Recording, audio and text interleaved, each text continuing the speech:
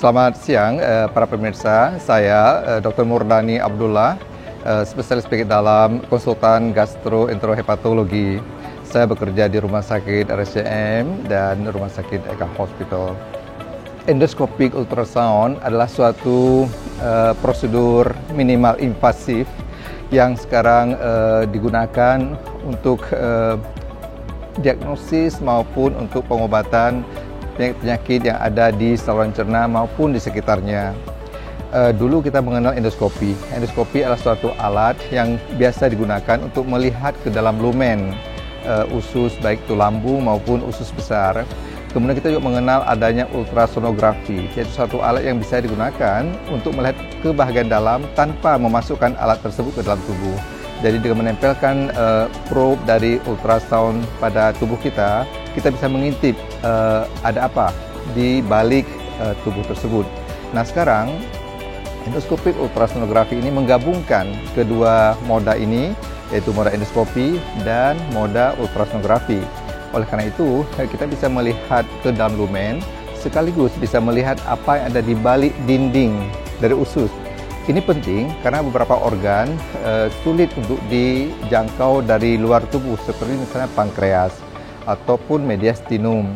Nah, dengan endoscopic ultrasonografi ini kita bisa lebih mudah melihat dari dalam, baik melihat lumen ususnya sekaligus melihat pankreas yang ada di balik dari dinding usus atau melihat mediastinum di balik dinding esofagus misalnya.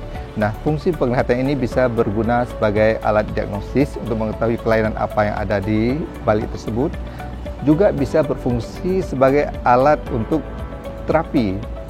Misalnya melakukan drainase biliar misalnya, ataupun melakukan drainase dari kista pankreas misalnya. Kista ini merupakan salah satu komplikasi akibat pankreatitis akut, dan dulu kista ini hanya diatasi dengan tindakan pembedahan drainase keluar.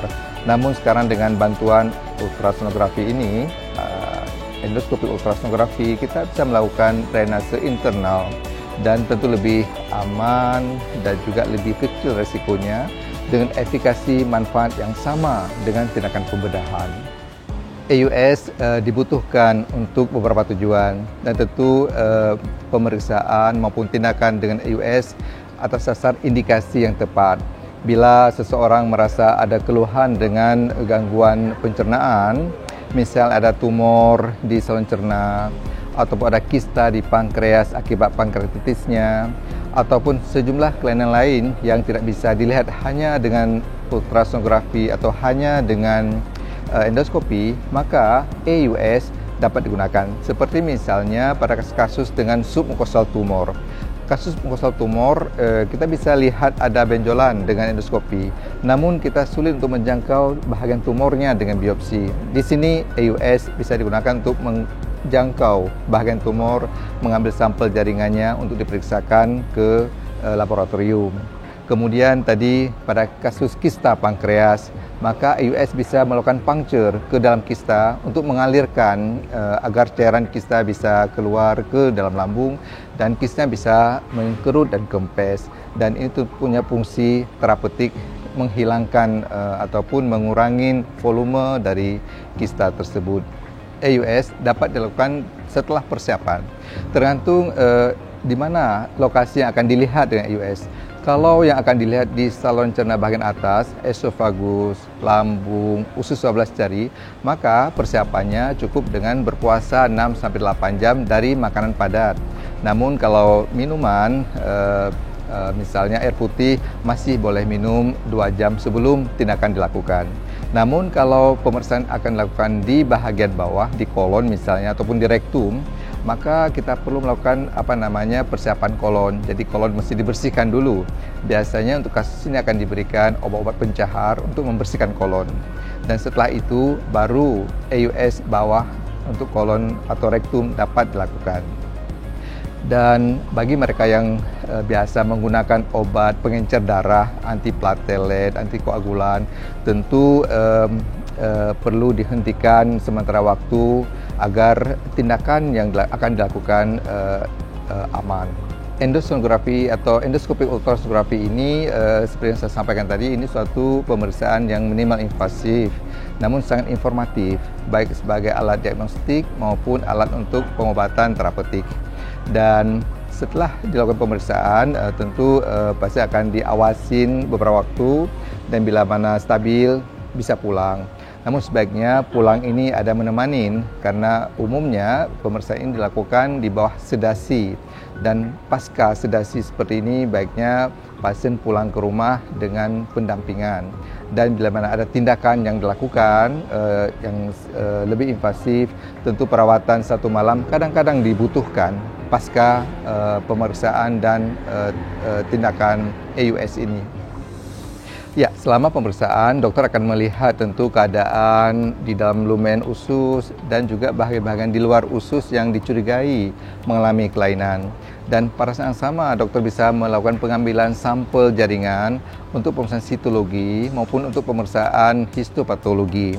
Dan dari pemeriksaan ini tentu akan ada hasil yang akan dilaporkan oleh lab, dan biasanya hasil ini akan datang beberapa hari setelah itu. Dan pada saat kontrol berikutnya tentu hasil ini bisa didiskusikan dengan dokternya, termasuk hasil pemeriksaan endosonografi pada saat pemeriksaan dilakukan. Dan ini penting untuk menentukan apakah jenis dari kelainan tersebut, apakah jinakkah, ganaskah, bisa ditentukan setelah ada hasil pemeriksaan sitologi atau histopatologi tadi. Dan semua hasil ini akan menentukan terapi apa berikutnya akan diberikan. EUS sebenarnya tindakan yang sifatnya minimal invasif, oleh karena itu relatif aman sebenarnya. Biarpun demikian, ada beberapa risiko yang bisa terjadi, walaupun jarang-jarang sekali, seperti misalnya risiko perdarahan. Dilaporkan ada, tapi 0,03% dari tindakan yang mengalami perdarahan.